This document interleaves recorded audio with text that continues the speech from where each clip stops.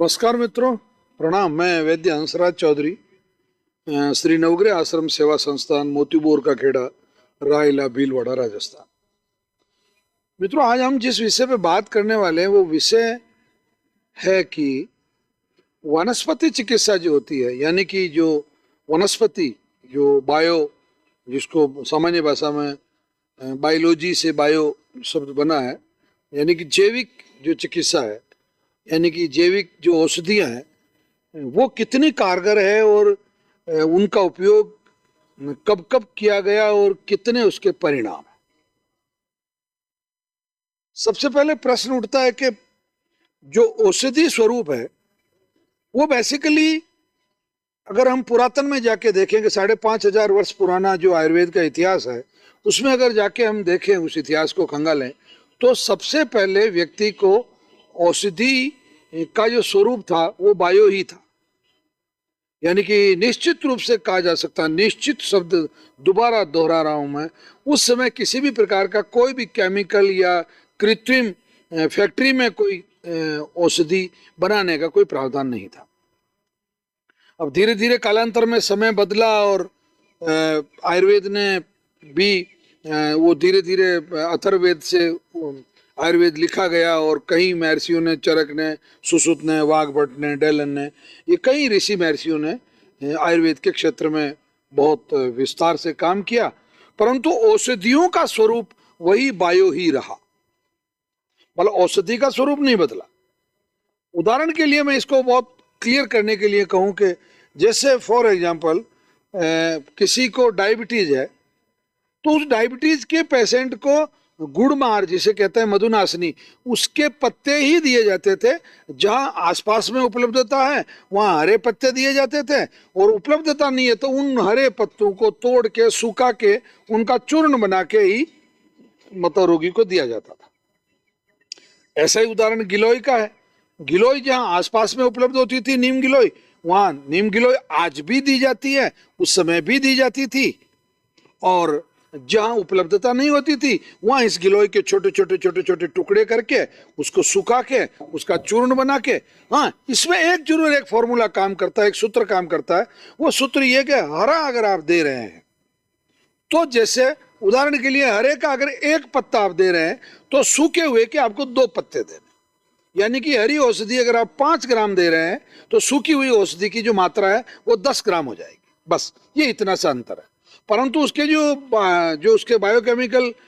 जो फैक्टर्स हैं या उसमें के जो कंटेंट्स हैं या औषधीय गुण जो उसके हैं वो के वही रहते हैं। उसमें कोई बहुत ज़्यादा परिवर्तन नहीं होता, उसकी मात्रा दुगनी लेनी होती है। परंतु कुछ एक ऐसी बीमारियां हैं जिसमें तो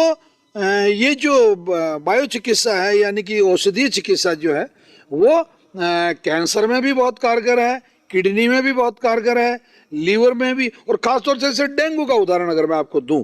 तो डेंगू अगर किसी रोगी को हो गया है तो वो चाहे जितना जतन कर ले एलोपैथी में, आप बहुत तेजी से उसकी प्लेटलेट्स नहीं बढ़ा सकते हैं। उसकी प्लेटलेट्स बढ़ाने के लिए पपीते के पत्ते का जो जूस है या अरंडी के पत्ते का जो जूस है और इसके साथ में गिलोय के पत्तों का जो जूस है, ये सभी तरह के जूसेस देके बहुत तेजी से, रैपिडली, बल्कि मैं ये कहूँगा चमत्कारिक तरीके से मतलब बढ़ाया जा सकती है उसकी प्लेटलेट्स।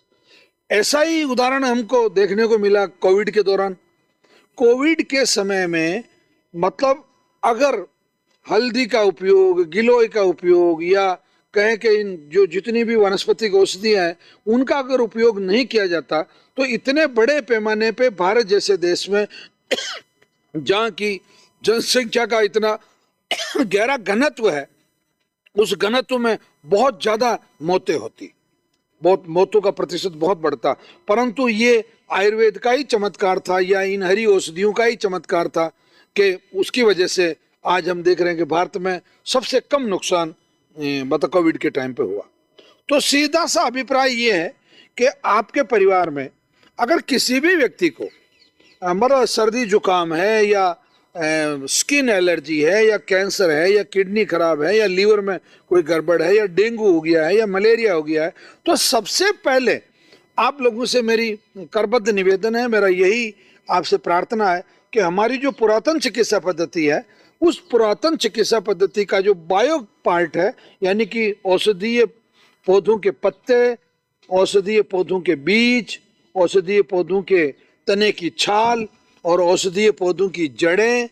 और यहाँ तक कि सूखे हुए भी, ये जितने में मैंने स्वरूप बताए, इनको सुखा के भी बहुत अच्छा सा इनको पाउडर फॉर्म में लेके उबाल के काढ़ा बना के, या अगर हरे पत्ते हैं तो उनका स्वरस बना के यानी कि जूस बना के अगर रोगी को दिया जाता है तो इसमें बहुत चमत्कारिक परिणाम प्राप्त होते हैं। ये मेरा पिछला 12-13 वर्ष का जो चिकित्सकीय अनुभव है, उसके आधार पे मैं बहुत ठोस तरीके से और बहुत पुरजोर तरीके से और बहुत आत्मविश्वास के साथ में, अनुभव के साथ में आपको ये बात बता रहा हूँ। अगर आपके परिवार में किसी भी व्यक्ति को किडनी, लीवर, कैंसर, डायबिटीज संबंधी ऐसी कोई भी बीमारी हो तो आप श्री नवग्रह आश्रम सेवा संस्थान पर रविवार अथवा शनिवार, इन दोनों ही दिनों में किसी भी एक दिन प्रातःकाल 7 बजे तक आ जाएं। हम आपको 11 बजे तक चिकित्सा कार्य से या परामर्श कार्य से मुक्त करके औषधि देके आपको निवृत्त कर देते हैं। और शनिवार और रविवार को नियमित रूप से